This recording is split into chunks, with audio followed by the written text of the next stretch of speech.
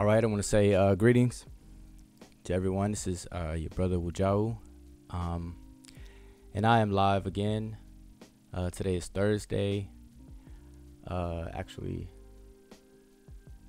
today's date is Thursday, March 28th. Excuse me. And tonight I want to talk about a couple of things. And as I said, I'm doing my best to keep these videos compact. The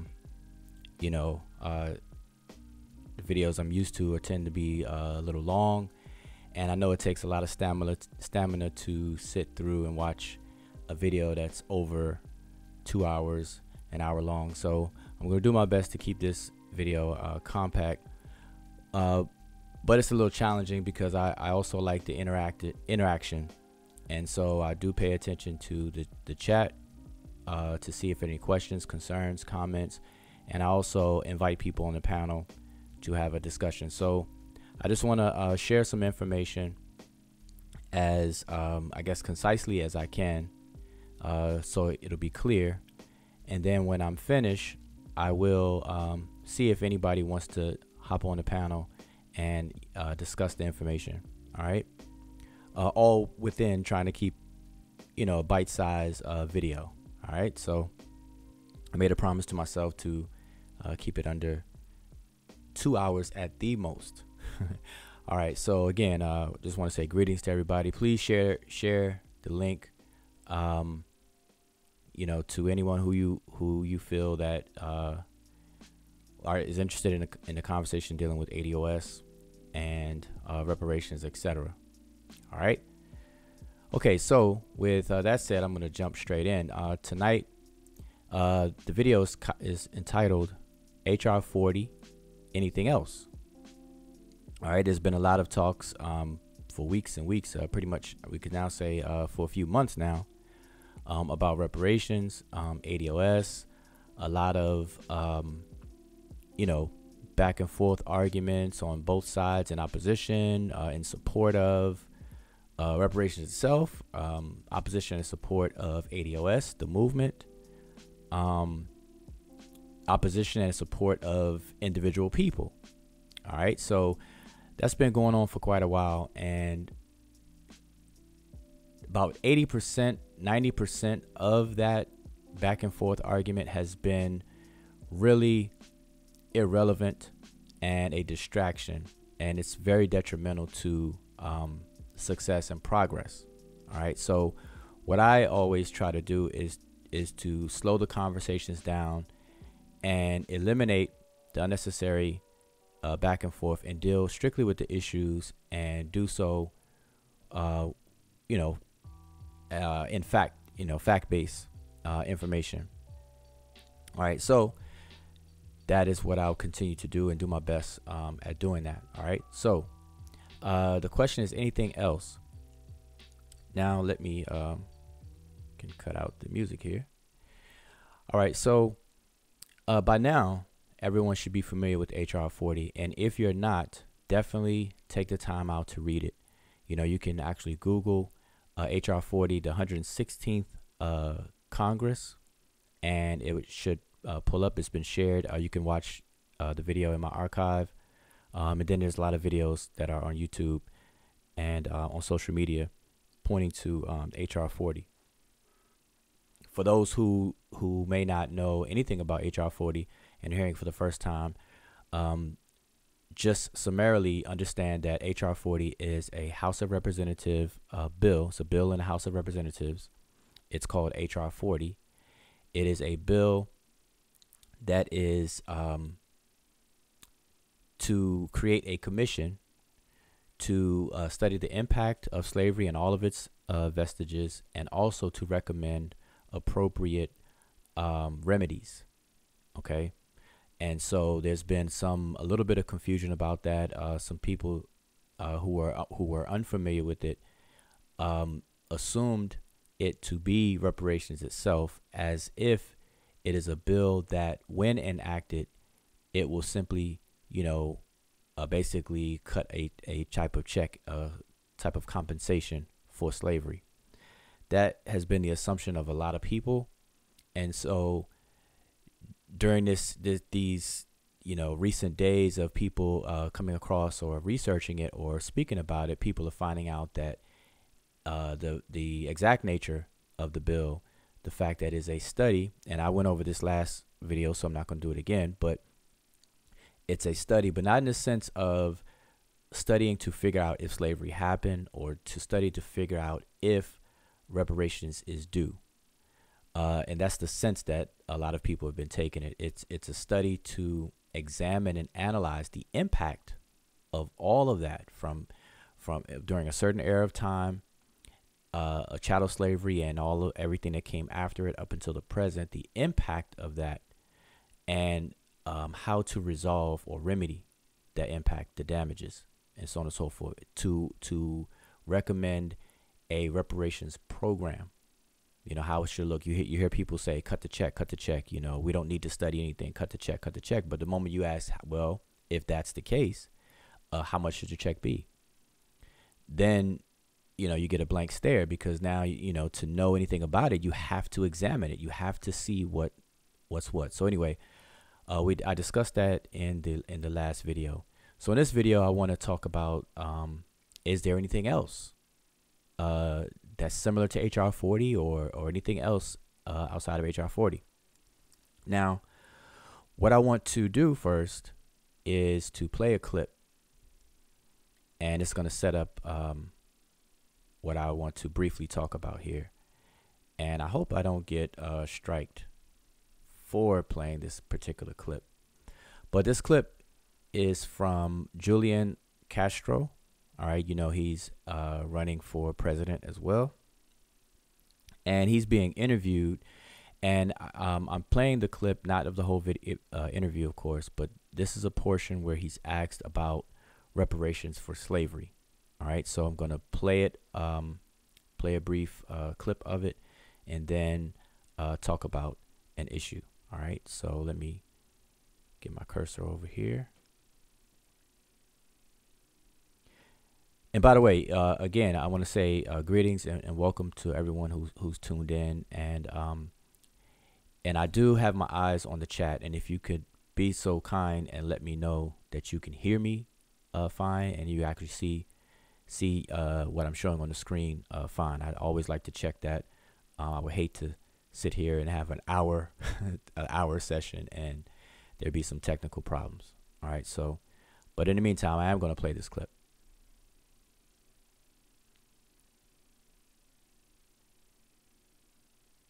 Another issue on those lines, but this is also dividing Democrats on the trail. You've said that there needs to be some kind of reparations to descendants of slaves to compensate for years of slavery and discrimination against African Americans in this country. Take a listen to Bernie Sanders, one of your campaign rivals, at a CNN town hall when it was pointed out that you and Elizabeth Warren support some form of reparations. What do they mean?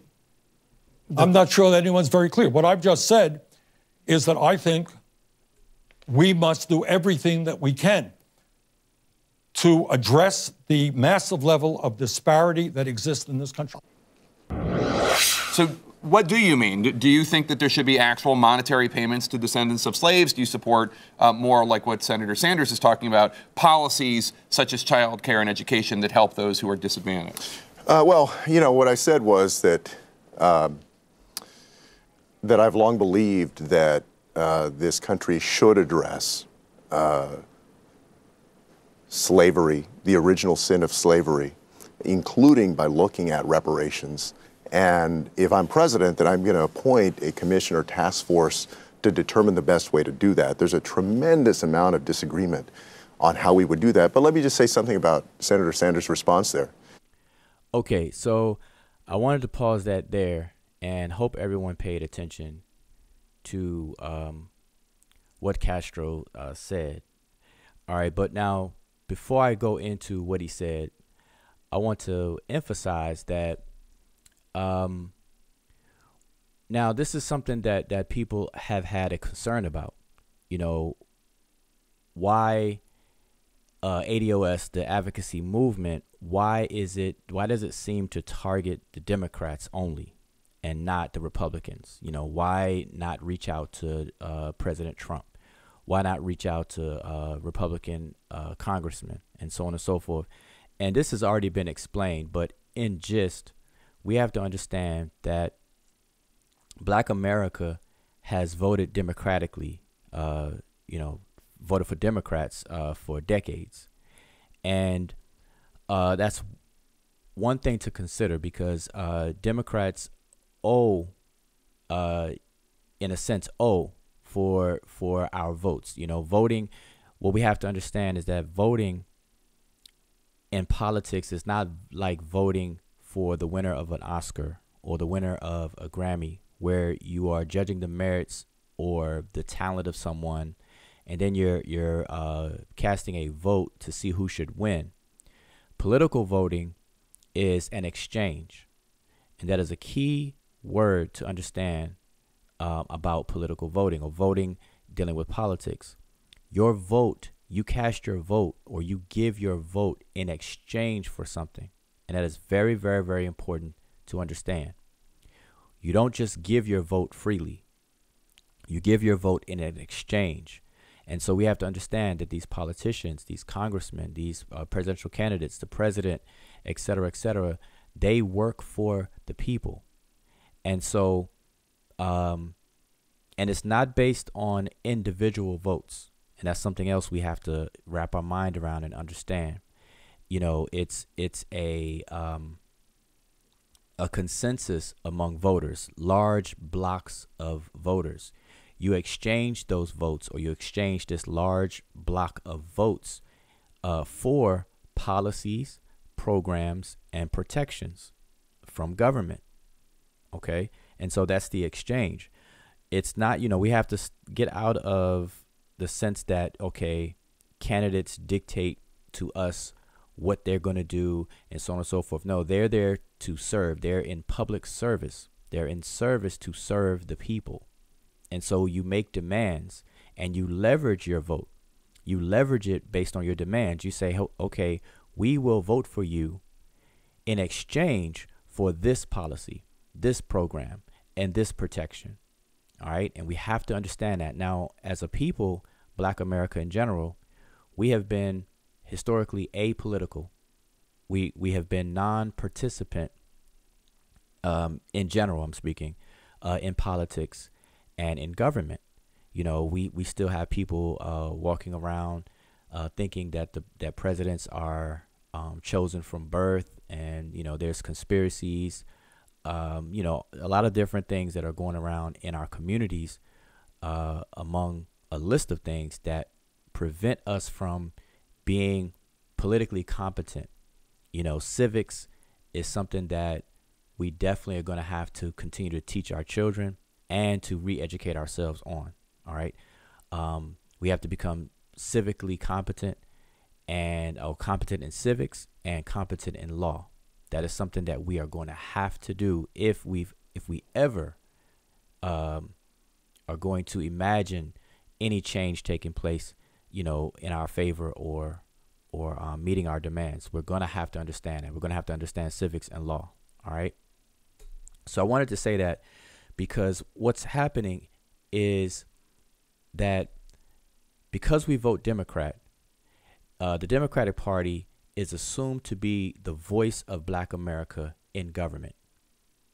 And so the demands and needs of Black America is supposed to be championed by the Democrats within government. And so for decades now, that this has been the general assumption.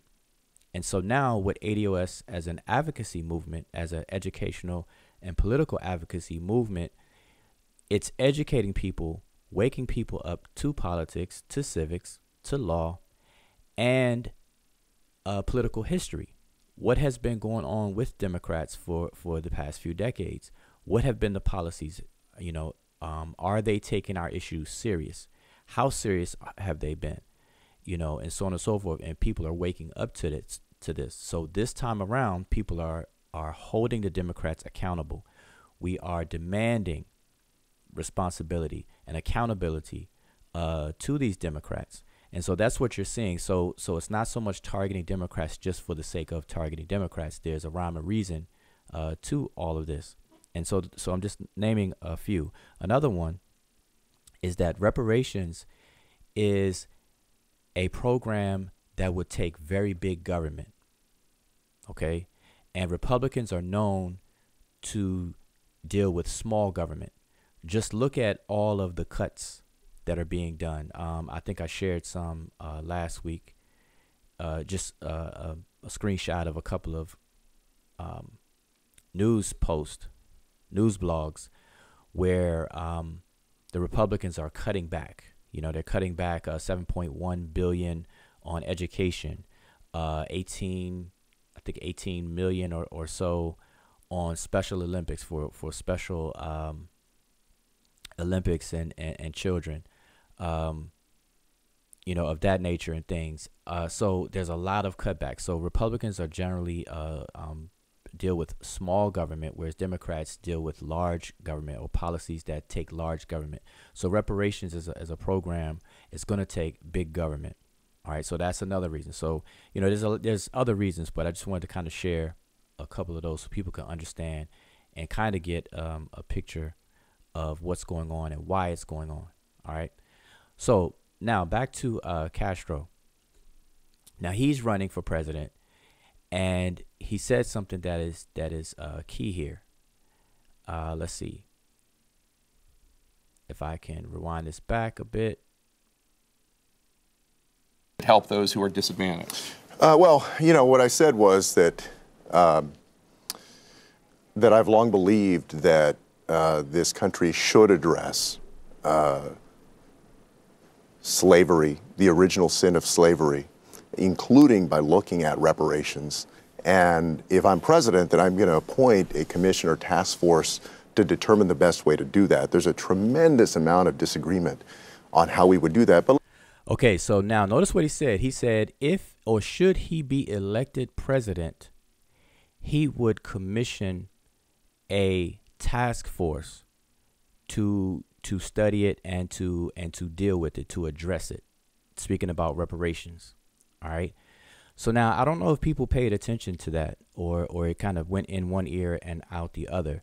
And so this is why I entitled this video HR-40 Anything Else, because I want to share something with you all. Let's see if I can get this up on the screen. All right. So what I'm sharing with you all now is something called Presidential Commission. All right. So now let's kind of go back and review what HR-40 is. HR-40 is a piece of legislation. It's a bill that was submitted in the House of Representatives, and it is a bill to set up a congressional commission. Okay, a congressional commission that will take on the task of studying, examining, analyzing the impact of slavery and all of its vestiges. You know, I'm not going to read through HR-40 again, but of course, I encourage you to read it. But it's to set up a commission, congressional commission, to study the impact of slavery and then write a report that will include recommendations for a resolution of that impact of slavery and all of its vestiges. Okay, so that's the gist of it, you know, without getting into too much details. Okay, so again, HR-40 is to set up a congressional commission to examine, analyze, or study the impact of slavery and then to recommend solutions. All right, now if you understand the basic process of a bill and how it becomes a law, it has to go into committee, it has to be voted on in the House of Representatives, and then the same process takes place in the Senate, and then it hits the president's desk and the president signs it into law. And I'm giving you the very, very short Cliff Note version of that process. But again, I encourage you to research the entire process. And I spoke about this in a previous video also. All right. Now, if there's any hiccups in that process, it has to go through the process all over again. If the Senate likes the bill, but they want to change a few things, then it has to go back over to the House of Representatives and vice versa. You know, so a bill can be juggled around like a hot potato for quite a while before, if and when it ever becomes a law. Okay, now, so HR-40 being the nature that it is, which is to set up a congressional commission, if that were to pass or be enacted in law, then that would simply be a law or an enactment to set up the commission. Then, of course, they would have to go through appropriations to fund the activity of the commission and so on and so forth. Okay, and you may have heard some other people speak about that. All right. So now, the reason why I'm explaining that is because you have also a power of the president to form a commission. Okay, and so what I have on the screen is a list of historical presidential commissions, and this is what Julian Castro mentioned when he said, if I am elected president, I will form a commission. I will create a commission or a task force to do X, Y, and Z. So the president has the power, okay, through executive order to do the same thing as HR-40. Okay, I want to repeat that. I want to say that again. The president has the same power to establish a commission to carry out the same thing that the enactment of HR-40 would carry out. All right, and I want people to look into that. So what I have on my screen here is, let's see if I get my cursor over here. Now, what I hopefully you all can see, and I apologize, if it's small, try to blow it up a little bit. But you can go to this is from Wikipedia. All right, it is under the Wikipedia article, presidential commissions, and you can read all about it. I'm just showing you the part here. This is go up to the top. It's not very much. Presidential Commission of the United States. So let's just read it at the top. It says, in the United States, a presidential commission is a special task force. Now notice how Julian Castro worded his words. He said, I will set up a commission, a task force. Okay. It says a presidential commission is a special task force ordained by the president to complete a specific special investigation or research. They are often quasi-judicial in nature. That is, they include public or in-camera hearings, etc. All right. So, and you can read all about this, but I just wanted to kind of give the overall definition of what a presidential commission is. It's a special task force that is ordained by the president. So let's go to back to this list. Here is a short, an incomplete list, but it goes back to 1900s. All right, we have the Philippine Commission, nicknamed the Taft Commission of 1900. And you can read all it. Look at this one here, commission to investigate the Japanese attack on Pearl Harbor, aka the Roberts Commission of 1941. And these that are in blue, these are clickable, where you can read more about the commission itself. All right, so let's just take one for example. I'm gonna click on one. Let's see, I'm just gonna scroll down, but you can see the past presidential commissions. Commission on Intragovernmental Relations, President's Railroad Commission. I saw one, President's Committee on Civil Rights. All right, let's click on that one. This is 1946. All right, President's Committee on Civil Rights. The President's Committee on Civil Rights was a United States presidential commission established by President Harry Truman in 1946. The committee was created by Executive Order 9808 on December 5th, 1946, and instructed to investigate the status of civil rights in the country and propose measures. Here it is again. Investigate. So if we exchange the word study for investigate, investigate what? The status of civil rights in the country, and do what? Propose propose. This sounds very similar to the language of HR-40, to study and then propose. Okay, so investigate the status of civil rights in the country and propose measures to strengthen and protect them. After the committee submitted a report and its findings to President Truman, it disbanded in December of 1947. Same exact thing that says in HR-40. Once the commission that's been established through HR-40 writes its report, it will cease to exist 90 days after that report is submitted. Okay, so sounds very, very similar, right? So I just want to bring this to everyone's attention to look these things up. All right, so that's just an example of the President's Committee on Civil Rights and the fact that presidents can do this.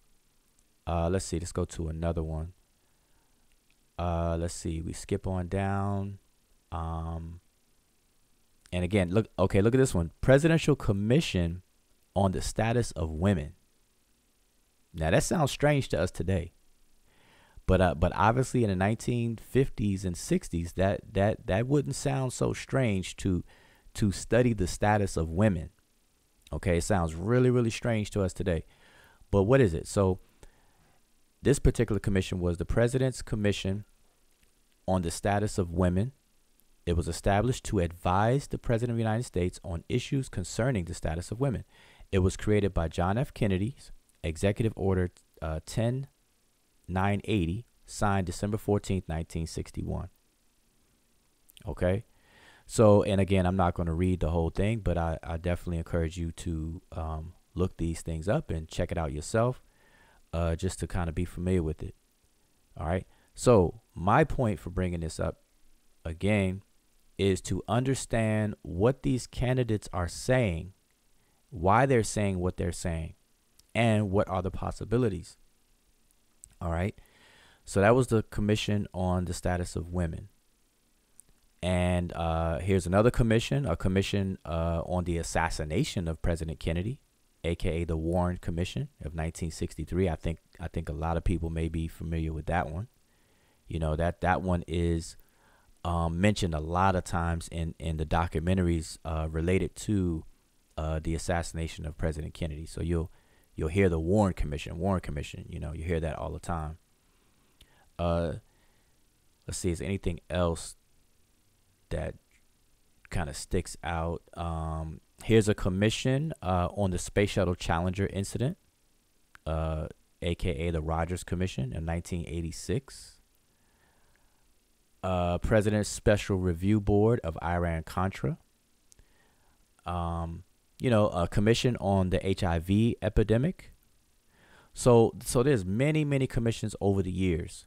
All right, so this is not something new. This is not something out of the ordinary. In fact, let's go back up here a bit.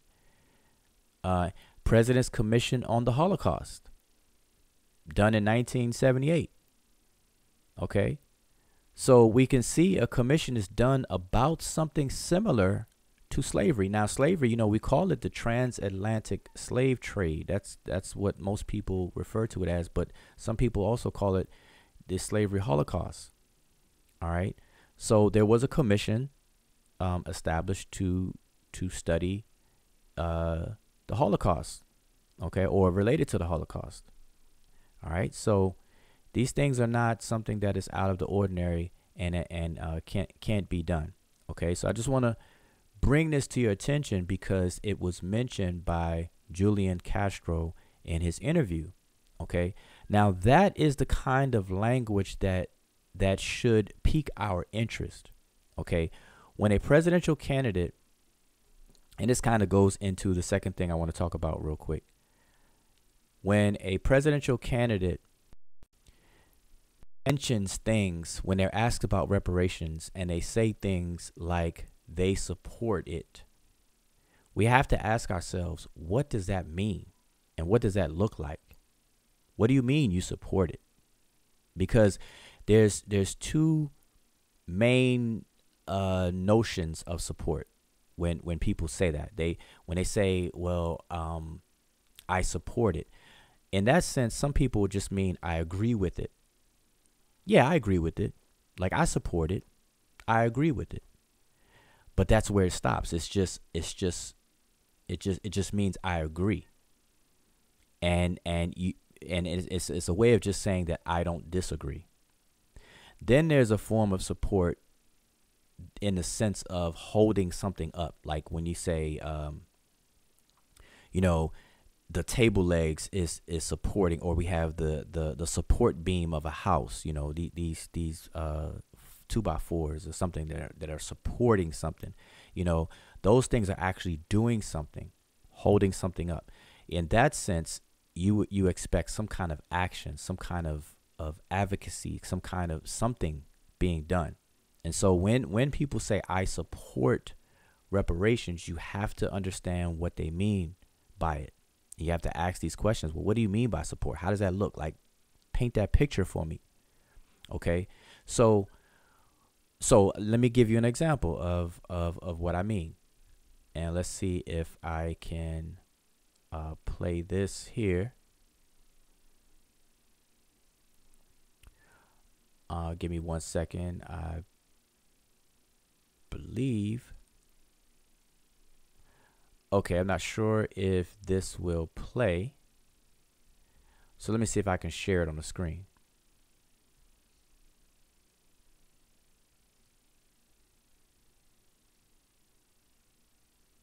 All right, give me 1 second here. It's okay. Now what I'm sharing on the screen, or in 1 second I'll be sharing on the screen, is let's see if I can make this bigger so no one will be mad at me for it being too small. Okay.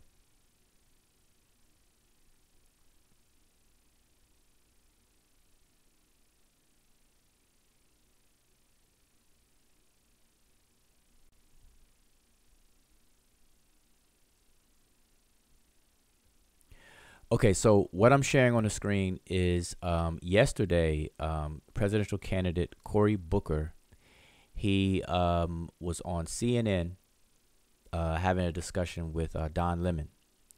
And then at a certain point, there were questions asked from the crowd, from the audience. And he was asked about reparations for slavery. Now, let me pause for a second. Now, notice that reparations in and of itself, and these candidates being asked this from people in the audience, from journalists, from reporters, et cetera, the great outdoors, the kind that look like a postcard. Okay, pardon me for that. Yeah, it just started playing by itself. Okay, these candidates are being asked these questions now. This is a direct result of ADOS advocacy movement.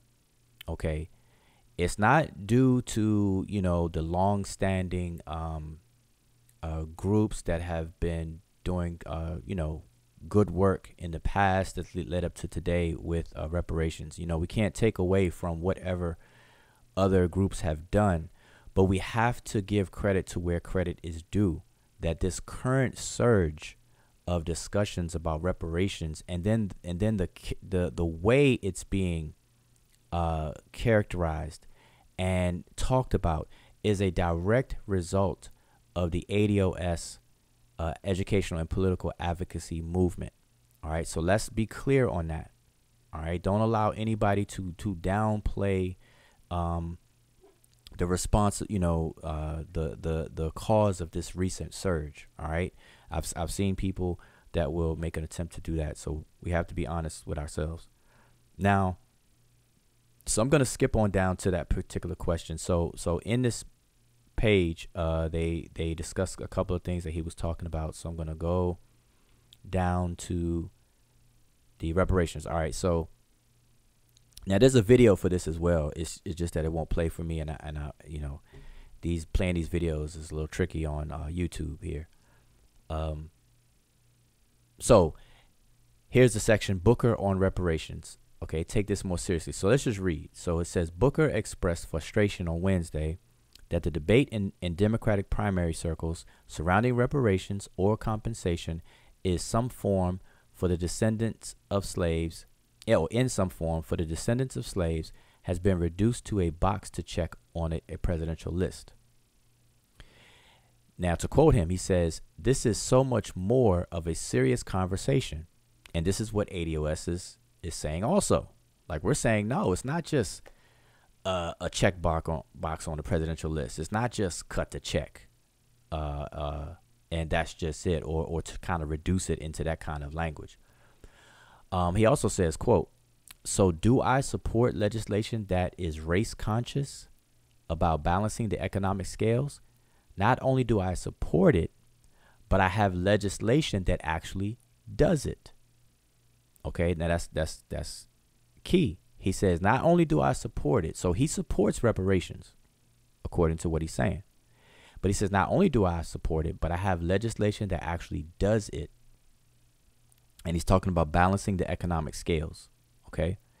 Now, when he said it, what he's talking about, it says he was talking about his bill to create so-called baby bonds, which would provide every child at birth with a savings account that could, by the time they reach adulthood, be worth tens of thousands of dollars. Now, number one, if you've been following ADOS advocacy or Yvette Carnell and Antonio Moore, which I encourage you to do, check out their videos, subscribe to their pages, channels. The baby bonds is not a replacement for reparations. All right. So don't be fooled by that one bit. All right. Not at all. Okay. So that raises some concerns. Okay. Because he's essentially saying he supports reparations, and then in the same breath saying he has some legislation that actually does it, or, you know, addresses it. And this is baby bonds, and it does not. Okay. So then Booker also said he supports HR-40, legislation known as the Reparations Study Act, which would impanel experts, as it states, examine slavery and discrimination in the colonies in the United States from 1619 to the present and recommend appropriate remedies. Okay, so now the reason why I bring this up and want to share this is because Cory Booker says he supports reparations. He exchanges reparations and says he has some kind of legislation that will address an aspect of it, which is the which is the balancing of the economic scales. So number one, the baby bonds does not address reparations, does not address the issues that is in the reparative justice claim that we know as reparations. It does not. Okay, so that's one concern. And then two, specifically to HR-40 that he says he supports, instead of saying I support HR-40, we have to ask the question, well, what do you mean you support it? You simply just agree with it? How does that look? Like, what are you actually doing to support it? That would be the follow-up question. And then on top of that, if we go back to Julian Castro, that's the kind of language that we want to hear. Okay, if I am elected as your president, this is what Cory Booker should have said. If I am elected as your president, not only do I support reparations, but if I'm elected as your president, I will commission a task force by executive order, commission a task force to study and examine slavery and all of its vestiges, and then recommend appropriate remedies in the form of a reparations program. Now, that's what we need to hear. That's what we want to hear. All right? Because by that's serious support. When you get somebody to commit to saying that, that is support. That is committing in the public, on record, making a commitment. Okay? And remember what I said, your vote is an exchange for policies, programs, and protections. Okay? And of course, a candidate saying so, they can't fulfill that particular task, obviously, until or unless they're elected. But that's the kind of language, that's the kind of things that we need to hear. That's the kind of things that we need to hear.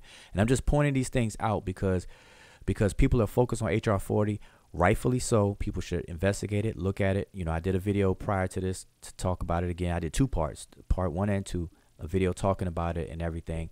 But you have people that are being pessimistic and calling it trash out of context, you know, saying kill the bill, just cut the check, kill the bill and just cut the check. They want to microwave everything.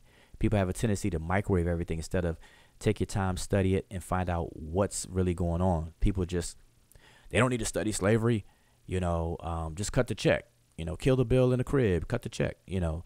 So we have to just be a little more aware of what's going on. So I just wanted to share that with you. So when the smoke clears, now another thing I want you all to notice is that when these candidates are asked a question specifically about reparations for slavery, every one of them dance around it. And this takes me to another thing that I want to quickly discuss again. So here I am. I'm on the ADOS101.com website. All right, this is the official website for the advocacy movement. All right, so this is where you go to get things straight from the horse's mouth. All right, I'm on the Black Agendas page. And I discussed this before, so I'm not going to spend a lot of time on this at all. I just want to just reiterate a couple of points. In this first bullet of the Black Agenda, it reads, "We need set-asides for American descendants of slavery, not minorities, which is a throwaway category, which includes all groups except white men. That categorization has allowed Democrats to use programs like affirmative actions as giveaways." Now, remember what I said, that your vote is an exchange. Okay, so Democrats have been the Democrats have been using programs like affirmative actions as giveaways to all groups in exchange for votes. Okay, and so this must end. It says the bribery must end. So remember, your vote is an exchange. So Democrats have been promising things under programs like affirmative actions to appeal to minorities and not specifically African Americans or ADOS. And this is the awareness that ADOS advocacy is bringing about. Okay? And so this is important. All right, and I bring that up because when I go back to these other candidates, when they're asked about reparations, they always want to include other groups. So, for example, Cory Booker, baby bonds. For everybody, baby bonds. Okay, Kamala Harris. She wants the LIFT Act. The LIFT Act. It affects everybody. Now, there's nothing wrong with legislation that affects everybody. But where is the legislation that's specific to African Americans or ADOS for slavery? Because we got to understand, everybody don't have that history. You know, we are lineal descendants of victims of the institution of slavery and all of its vestiges that came after. Jim Crow, Black Codes, the whole nine, everything. Okay? We're unique in that way. Where is the specific legislation? Where's the specific set-asides, policies, and programs that is to repair that damage? And so when candidates are asked that, they want to include everybody. They want to do things that include everybody, which affects African Americans, but it keeps the same disproportionate, the same disparity if everybody's affected. Okay, that's not how reparations, reparative and restorative justice works. That's not how it works. That's not how it's supposed to work. And we gotta understand the difference here. So what I'm saying is that when these candidates are asked about this, they always dance around it. They're doing exactly what this says in the first bullet. They always want to include. So you got the baby bonds with Cory Booker, the LIFT Act with Kamala Harris, And with Bernie Sanders, you have him championing policies for distressed communities. That's how he words it. Distressed communities. Nothing specific. And what's very, very, very interesting is when these candidates are asked about other groups and other interest groups and other issues, they're very, very specific. Go back and watch these interviews and keep up with these interviews, by the way. Keep up with them. You know, politics needs to be part of your, you know, add that to your list of things you do. You know, I know people watch Atlanta Housewives and Miami Housewives and Love and Hip Hop and all that kind of stuff. But listen, add these interviews, add these town hall meetings and what these candidates are saying. Add this to your list of things that you pay attention to and that you watch. Go back and watch them, and you're going to see how these candidates are dancing around. So it's our job to hold the fire up to them this time. And so we have a history of voting Democratic, but we also have a history of indiscriminately doing so, where we trust our representation in government too much and we don't hold them accountable. So those days are over. So this is what it means by the bribery must end. Okay? So we're in a new day. So ADOS advocacy is pushing a paradigm shift. We have to understand that. All right? So that's why I'm sharing this, just to put something else on your minds about presidential commissions. Okay? So remember that term. Look it up when we're done. When you have time, look up presidential commissions, the powers they have. Now, let me just tell you the difference between a congressional bill and a presidential commission. Okay. Because of the nature of HR-40 and what it intends to do, that is more in step with a presidential commission for what it can do. But now, a congressional bill, in any other sense, of course, a bill, if it's approved by the House, by the representatives and the Senate, it goes to the president to be signed into law. All right. So a presidential commission doesn't have that same ending, that same outcome to become a law. Whereas, of course, a bill becomes a law. But like I said, the nature of HR-40 and what its intention is can be achieved by a presidential commission as well. Okay, so in that sense, they're in step with each other. Okay, so just keep that in mind, because I don't want people to think that I'm saying that the executive branch of government can just create laws out of thin air. So this is Civics 101 now. We got 3 branches of government. We have the executive branch, we have the legislative branch, and we have the judicial branch. And it's only the legislative branch that produces these laws. Of course, these 3 branches also have they're interconnected, where they keep each other in checks and balances. Okay. So I don't want people to misconstrue what I'm saying, that these presidential commissions, I'm not saying that the president has the power to just create laws. All right. So I don't want it to confuse anybody with that. All right. So what else did I wanted to share? Okay. I want to share this too. This is something different. This is, if you all can see my screen here. And by the way, this particular website, this is a website called the African Immigrant Caucus. All right. And I'm going to take a moment to let you all know to please subscribe to Dr. Tracy McCarthy's YouTube page. All right. Now, there's a couple of people, I think, with that same name. So what I should do is post a link. So what I'm going to do, I'm going to put a link in the description to her page. She is a psychologist as well as an attorney. Okay, if I'm not mistaken, I think a lawyer, an attorney, and a psychologist. And she has a web page that she refers to as the community classroom. And she does an excellent job of creating these very concise and to the point videos that speaks to the legal aspect of these topics. Okay, and it's very, very good. And I mentioned that because this particular website here, African Immigrant Caucus, is something that I became aware of through her channel. Okay, I was completely unaware of this until I saw her mention it, and so I want to share it with you all who are watching this right now.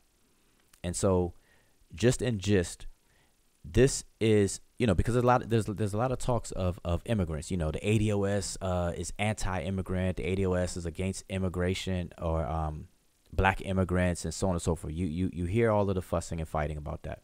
All right, but I'm sure a lot of people are not aware that there is, within the United States, there is an African Immigrant Caucus, an organization, and this is their website. Okay. Now, this website this organization is unapologetically exclusive, meaning it is no secret, and they offer no apologies about excluding African Americans. This is strictly for immigrants from the continent of Africa, from the one of the 54 countries from the continent of Africa. Okay, they make it clear, and so let's just go. They got 5 points, and we can actually learn from this. Okay, so I'm gonna go over these 5 points real quick. I know you all probably can't see them clear enough on the screen. I'll just read them. So number 1, this is their plan of action, by the way. It says, number 1, build power.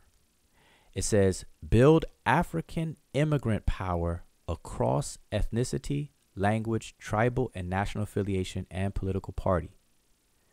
So in other words, it's building power for people who are from the continent of Africa, who immigrate here. Okay, regardless of your nationality, which means it doesn't matter which one of the 54 countries you come from. It doesn't matter what African language you speak or what ethnicity you identify with. It's regardless of that. It breaks down the barriers. Okay. Only requirement is that you come from an African country and you have immigrated here in America. Okay. So building power, that's number 1. Number 2, determine needs. Determine our peoples. Notice it says our peoples, not people from the Caribbean, not native born black people in America, that we refer to as African Americans or ADOS. Our people.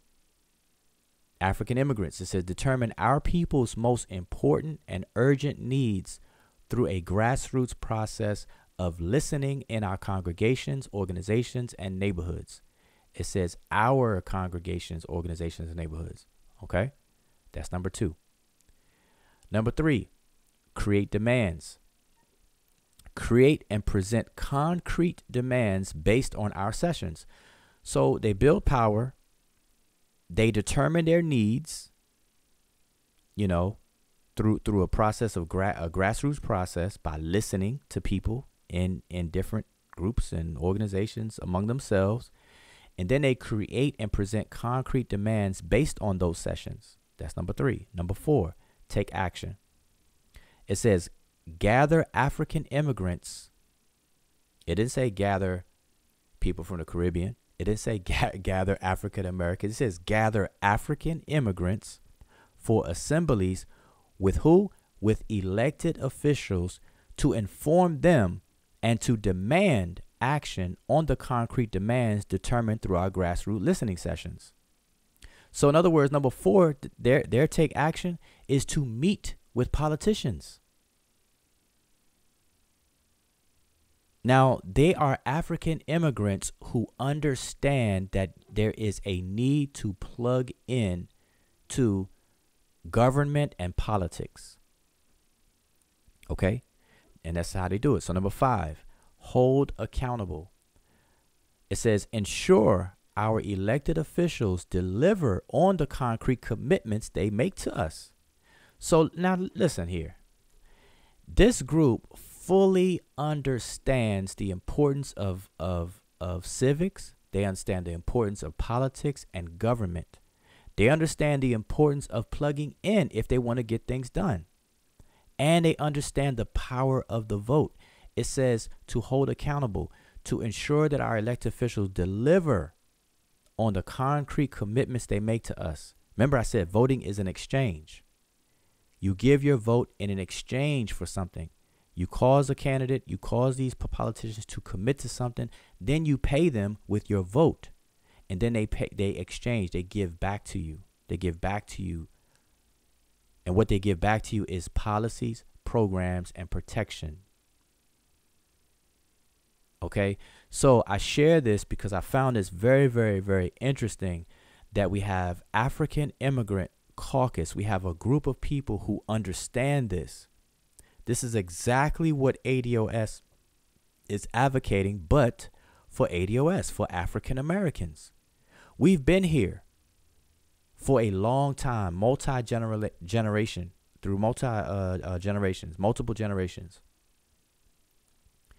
And this is the mind frame. This is the model. This is what we should have been doing and should do. And this is what ADOS is advocating. If you bypass all the petty arguments that people are making that are just nothing but irrelevant distractions, and you listen to the message of ADOS and what's actually being advocated, this 5-point action plan is exactly what you will come away with ADOS. Build power. So let's replace ADOS in this plan of action. So let's pretend this is ADOS. So build power. What would it say? It would say build ADOS power across economic status, because ADOS doesn't matter if you're rich or poor. It doesn't matter if you're male or female. It doesn't matter your sexual orientation or none of that. So it breaks the barriers of all that. It doesn't matter if you're light skin or blue, black, dark skin. Okay, so it builds power. Now, why is that under power? You know why?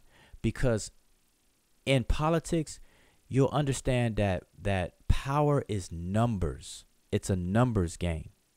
And so once you break the barriers down from, okay, are you a male or are you female? Are you heterosexual, homosexual? Are you this and that? Are you light skin? Are you dark skin? Are you East Coast or are you West Coast? Once we break all the, or are you a Hebrew Israelite? Are you a Moor? Are you a Nation of Islam? Are you whatever?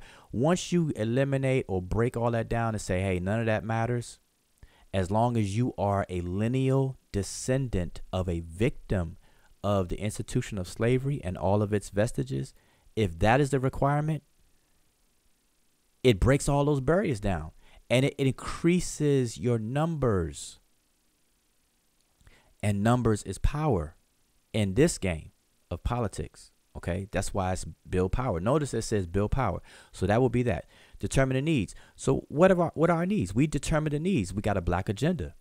A black agenda is would be for this number 2 and number 3. Okay, create an agenda. Now take action. This is what we're doing. It's an advocacy movement. Taking action. It's holding these. Right now we're in a election cycle. We got candidates coming out the woodworks. We got, I don't know how many candidates we have running right now, but we have a lot of candidates going on right now. Taking action. So we need to meet. We need to call our congressmen. We need to do this on a local, state, and federal level. Call our congressmen. Call our representatives. Tell them about the black agenda. Ask them about their support for HR-40. Do they know what it is? What can they do? Can to gain more support? What are they doing? That's taking action, and then hold these people accountable. So this plan of action for this African immigrant caucus could very much be a model used by us, ADOS. Okay, so I just found that interesting, and I wanted to share that with you all because I didn't know about it, and I doubt that a lot of people know about this. And again, I got this from Dr. Tracy McCarthy's presentation. So again, just look into this. It's called the African Immigrant Caucus. All right. And again, they are unapologetically specific to themselves, and nobody will look at them and say, oh, you're divisive. You're against ADOS. You're against this. No, it's not about being against anything else. It's about doing things for your group. Okay. So that's the only thing I wanted to share. And like I said, I want to keep these videos short, so I'm not going to get into anything else. I will take a moment and check out any comments. So hopefully somebody, took away from the things that I just shared and discussed. So I'll just do a quick review. So again, HR-40, what else is there outside of HR-40? Okay, so now what I shared with y'all is something called a presidential commission. Maybe you all were aware of it, maybe not. In either case, it's perfectly fine. Just understand the nature of HR-40. We can achieve the same thing, close to, or if not the same thing, with a presidential commission. Okay, so when you hear these candidates mention these things, those are the kind of things you ask. If they say I support HR-40, you say, well, how does that look? Like, what exactly are you doing? When you say you support HR-40, are you just saying it, just to say you agree with it, or what? I don't hear about any baby bonds or a rising tide lifts all boats, or the Lift Act and those things. What specific, and it's another thing we have to stop doing too. We have to stop thinking X or Y. We have to start thinking X and Y. Okay, because we're not demanding these candidates to only deal with ADOS. We need ADOS specific policies included in whatever else they're doing. So, okay, if Cory Booker wants to do the baby bonds, that's fine. Hey, knock yourself out. Baby bonds, good, man. A baby, open up an account of $1,000 or $2,000 as a bond, and by the time they're 18, they have $50 grand that can pay for school. Hey, that's excellent. It's good. But where is your separate policy that's going to address ADOS specifically for the specific damage of the institution of slavery and all of its vestiges? That's what we want to deal with also. Okay, so remember that, okay? Because people are thinking that, okay, hey, if a candidate deals with ADOS, it's political suicide, and no candidate is gonna win or think if they represent that. We got to get that out of our heads, all right? Because they could be specific for other things, okay? And so we shouldn't sell ourselves short. All right, so I want to emphasize that. And speaking of that, I do need to cover one more thing. So just bear with me. I do need to cover one more thing. Okay, and this is something else that's brought up a lot. It's brought up a lot, and it's called gaslighting. Okay, just quickly, what is gaslighting? So gaslighting is a form of psychological manipulation that seeks to sow seeds of doubt in a targeted individual or in members of a targeted group, making them question their own memory, perception, and sanity. Using persistent denial, misdirection, contradiction, and lying, it attempts to destabilize the victim and delegitimize the victim's belief. Okay, that's what gaslighting is. And the reason why I bring this up is because we have an overexertion of pessimism coming from people in our community, whether they're ADOS or non-ADOS. It doesn't even matter. There's a lot of pessimism floating around, and right now we're in the middle of advocacy, but yet we have this influx of pessimism and gaslighting that's going on. People are trying to cast doubt. They're trying to fast forward and ask questions. Well, what if no candidate supports reparations? Then what? And you got to look at them like, wait a minute, wait a minute. We'll cross that bridge when we get there. Like, hold up, let's get some things going first before you start thinking like that. You know, and I raised the question. I raised the point of saying that like before an NBA game, like before a basketball game even begins, nobody's gonna walk into an NBA locker room and say to the team, what if y'all lose? What then? You know, nobody's gonna do that at that moment. You know, not at that moment. You know, like you want your energy, you want your focus, you want to have the psychological disposition that it is all or nothing. Like your very breath depends on this win. Once you anchor those kinds of thoughts into your being, then you're gonna do things. You're gonna be creative. You're gonna be ingenious. You're gonna start creating ways to be successful when you start to look at it that way, and you overwhelm yourself with those kinds of thoughts. So that pessimism has to kind of be held at bay. And so this is what I'm saying to all of you pessimists out there. You know, please take several seats back and stand down. Regardless of how you feel, or regardless if you think that we're wasting our time, that we're begging the white man for this and that, and they're never going to give it to us, and so on and so forth, that's fine. Everybody's entitled to their opinion, but people need to keep those kind of opinions out there, outside. Really. Okay? Because that does nothing. Because think about this. Imagine going back a few centuries during chattel slavery days, okay? And we have these revolts. We have enslaved individuals who rise up. We have enslaved individuals who attempt to escape. We have enslaved individuals who are successful at escaping, and so on and so forth. Imagine if people are talking about doing those things, and then somebody comes into the circle and say, well, y'all wasting y'all time. You know you ain't gonna ever escape.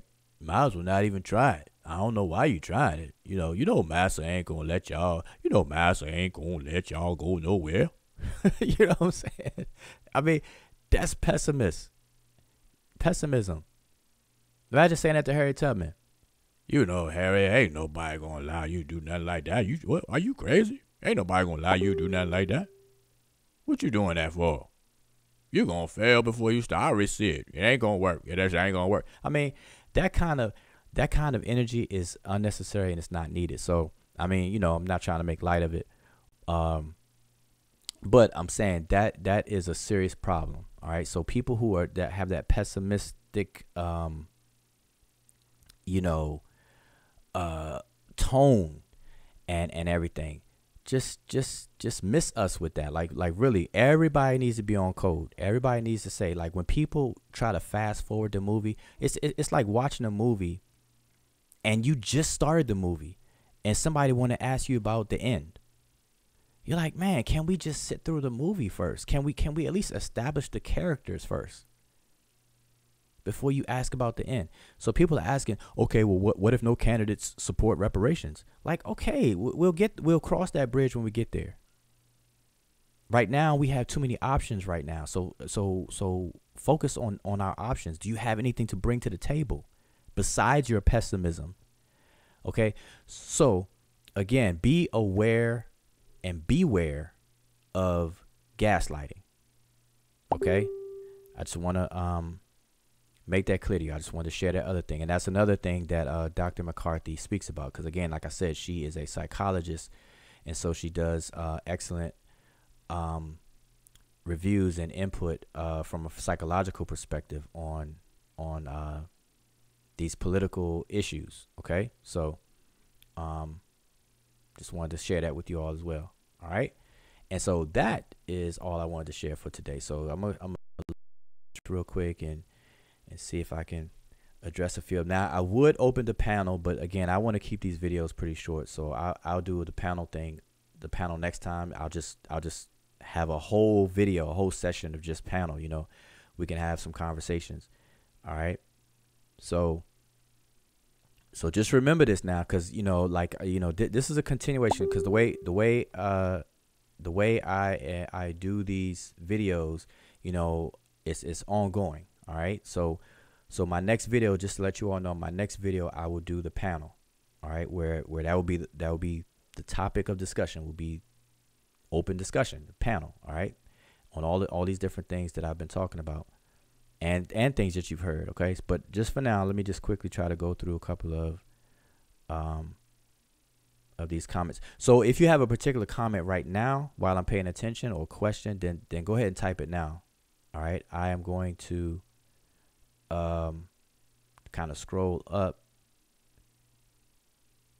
and see if I see any questions here.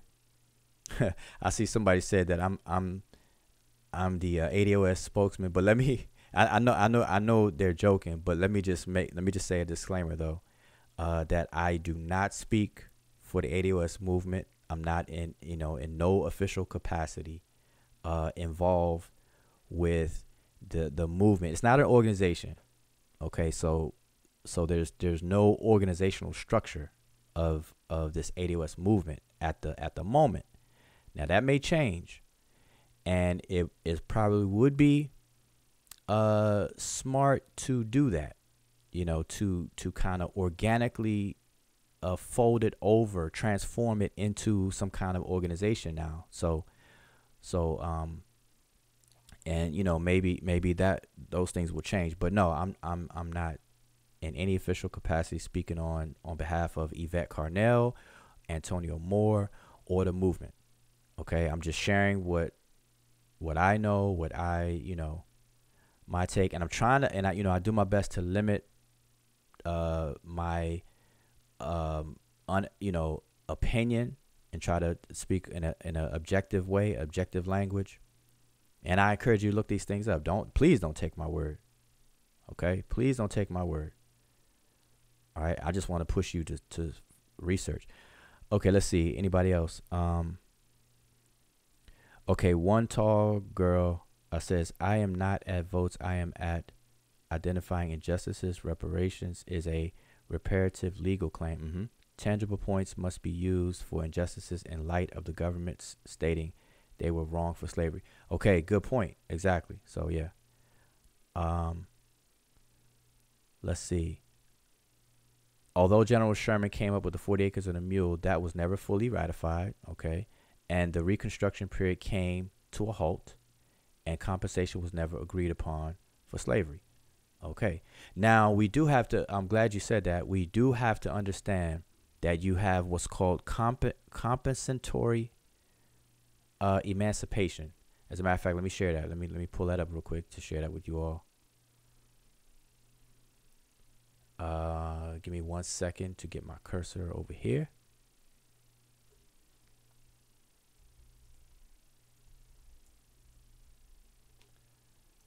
It's called compensated emancipation.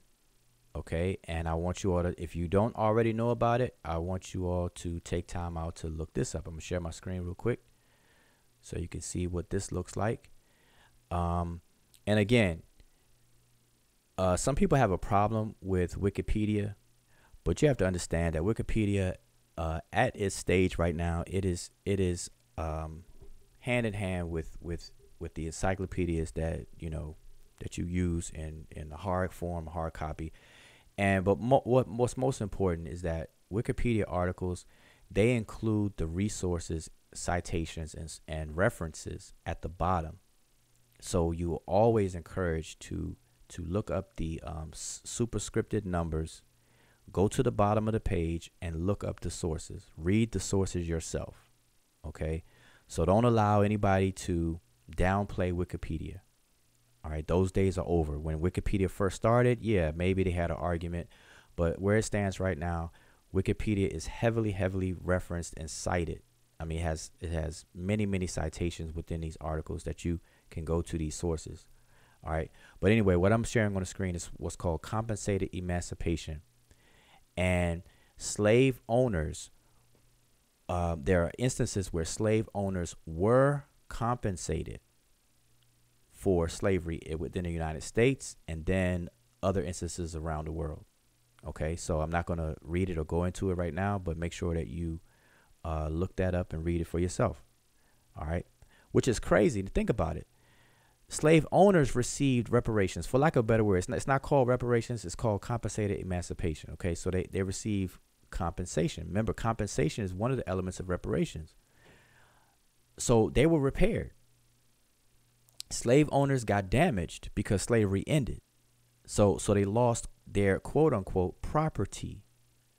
And for the loss of that property, they were compensated. So that's crazy. All right. So anyway, let me keep going.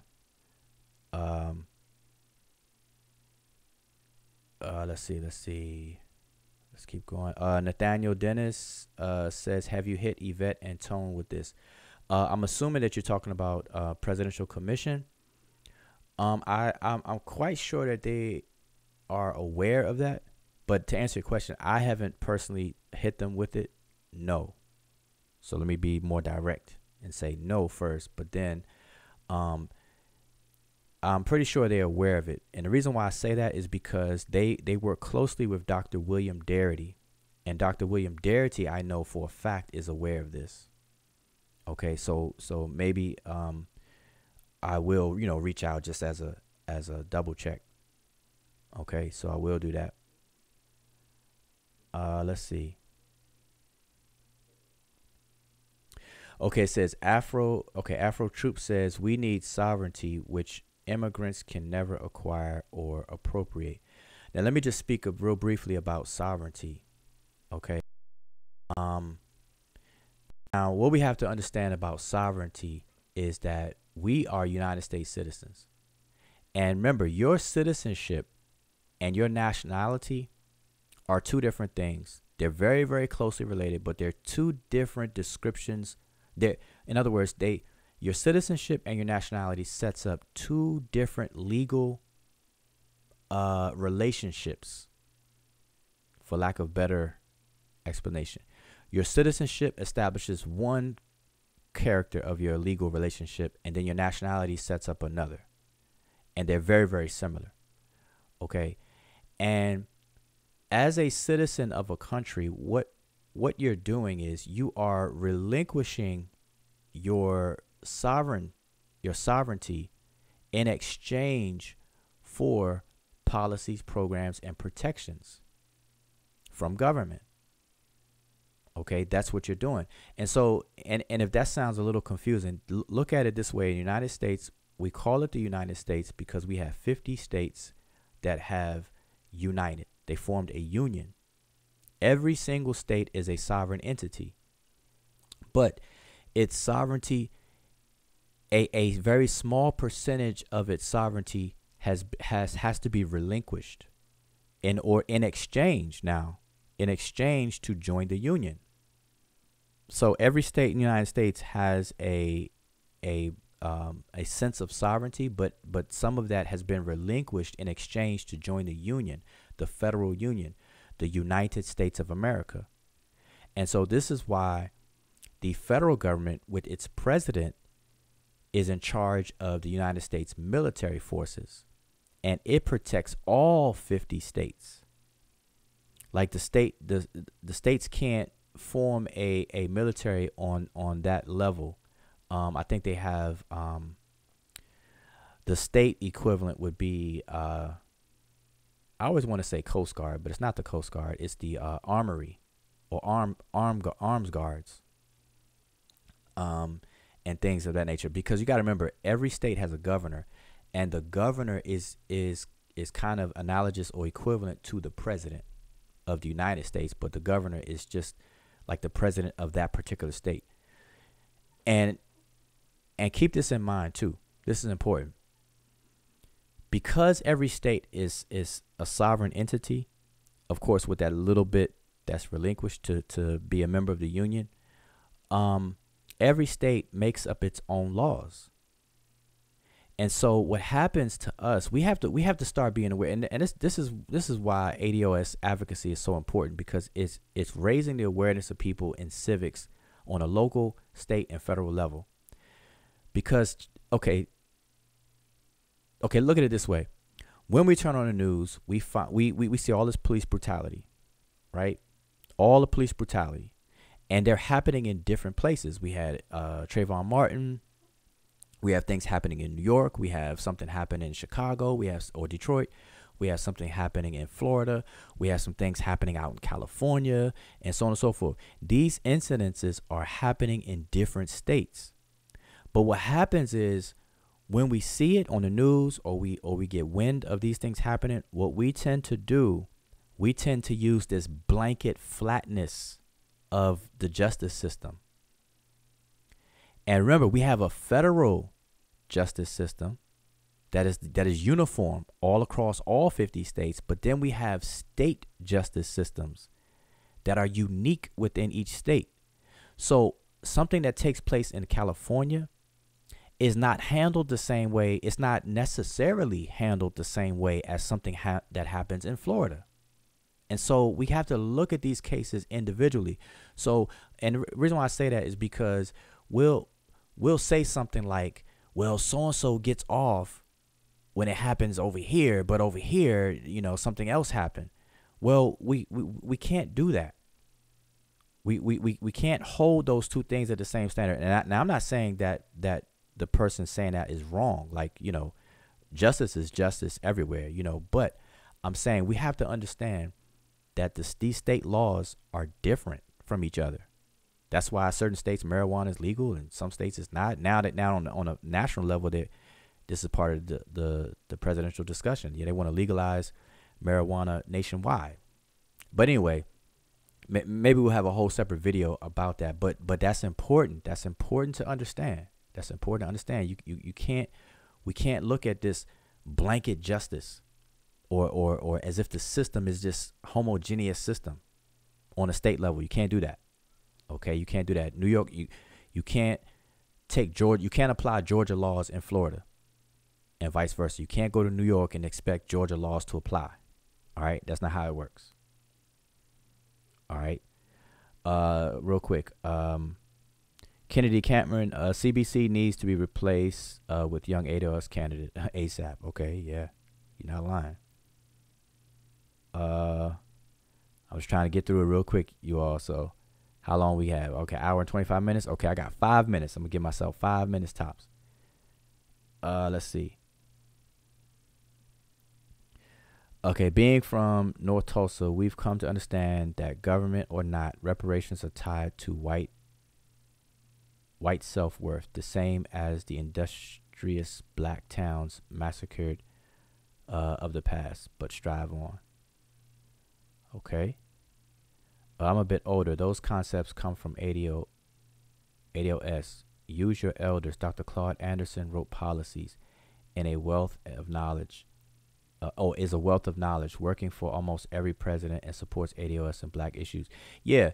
See, Dr. Claude Anderson is somebody who's recommended to read and study his works. Dr. Amos Wilson in Blueprint for Black Power.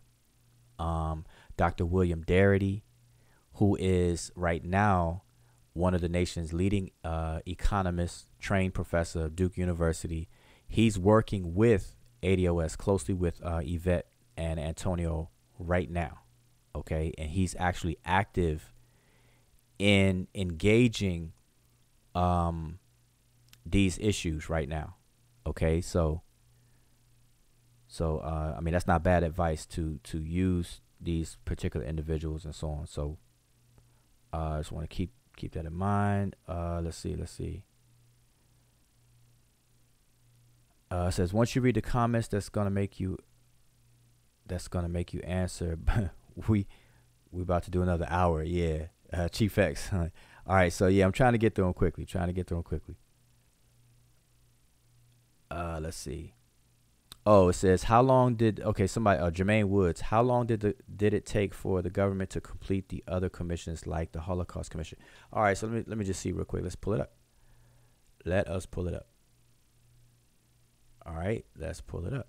We're going to find out very quickly. See, listen, we are at an advantage, y'all. I'm telling you. Imagine doing this prior to 1995. When we didn't have the internet. See, like right now, like that question, I can immediately I can immediately look this up. Right here, right now, right in front of everybody. So let me switch my screen over. So we got this compensated emancipation still on screen, and we're about to switch over to this commission. So we're about to look up this commission right here. This is the 1978 Commission on the Holocaust, right here on the screen. It's in PDF format. That means you can download it. And how many pages is it? It is 50 pages long. This is the report. So this is the report that was given to the president in 1978, I believe 1979, by the time they finished. Okay, so to answer your question, it was the next year. Okay, so obviously it took within a year. But it's 50 pages, and of course I'm not. So September 1979. So the commission started in 1978, and it finished obviously in September 27th, 1979. All right, and report to the president, President's Commission on the Holocaust, and so let's just read this first page real quick. So let's just do the first page, but it's 50 pages. I'm definitely not going to read it.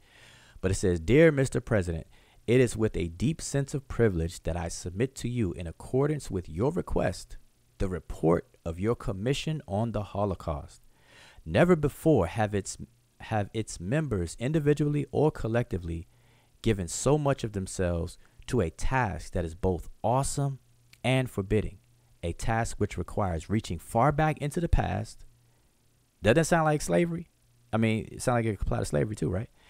As well as taking a hard look into the future. Doesn't that sound like reparations? To repair for our future generations? Interesting. Second paragraph. Hold on, let me blow this up. I know you all probably are saying you cannot read it. So let me blow this up so y'all can see it. All right. Second paragraph. It says, "Our central focus was memory, our own and that of the victims during a time of unprecedented evil and suffering." Doesn't that sound like slavery? That's the same thing we could say about slavery, right? It says that was the Holocaust. We could switch that and say that was the institution of slavery. That was the transatlantic slave trade. That was the transatlantic kidnapping, slave trade, Holocaust. You know, we can call it whatever we want. Then it says, "An error we must remember, not only because of the dead." See, we got ancestors who built this country, deceased ancestors whose bones are here. It is too late for them. Not only because of the survivors, which are the lineal descendants of those victims, ADOS. It may even be too late for them, or maybe late for them. Our remembering is an act of generosity aimed at saving men and women from apathy to evil, if not evil, from evil itself. We wish, through the work of this commission, to reach and transform as many human beings as possible. We hope to share our conviction that when war and genocide unleash hatred against any one people or peoples, all are ultimately engulfed in the fire." Man, we could say the same thing about slavery. With this conviction and mindful of your mandate, Mr. President, we have explored during the past several months of our existence the various ways and means of remembering and of moving others to remember the Holocaust and its victims, an event that was intended to erase memory, and so on. I'm not going to read the whole thing, but you all can read it. So evidently I can tell just by those paragraphs that this was a commission requested by the president to study, the Holocaust and so on and so forth, not necessarily for reparations, because I can just tell just by those opening lines, it's not for reparations for the Holocaust. It had to probably do with, and I would have to read the whole thing.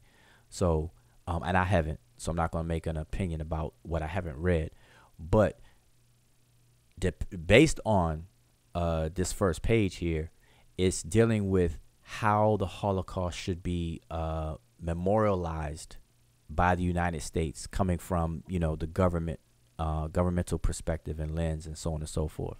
All right. Not so much for reparations, because you got to remember, reparations was a deal that was struck between Germany And obviously the UN was involved. And in 1947, 1948, the state of Israel was given or created, and so on and so forth. So we, just got to study history. This is 1979. So this is way after all of that. Okay. So, but anyway, just wanted to kind of answer that question. But I am coming up to my time limit. So again, I appreciate everybody for tuning in. And like I said, I'm trying to keep these videos short, so I need to, hold myself to it.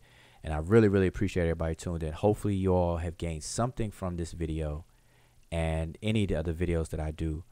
And if you have a question or concern, or if I ever make a mistake, by all means, I am open and I welcome all of any and all corrections and dialogue. Okay, so my next video, I'm going to have an open discussion about some of these things. So maybe, bring these things back up and just have an open panel discussion. So don't be scared. Make sure you participate. And I usually do these things, in the later hours of the evening, after people have taken care of their family business and so on and so forth. And you're kind of relaxing, before you turn in. Okay. So when I go live, it's usually after 9 p.m. So you can look out for that. So again, I appreciate it. Make sure you subscribe. Make sure you share this video, and also hit the notification bell. All right.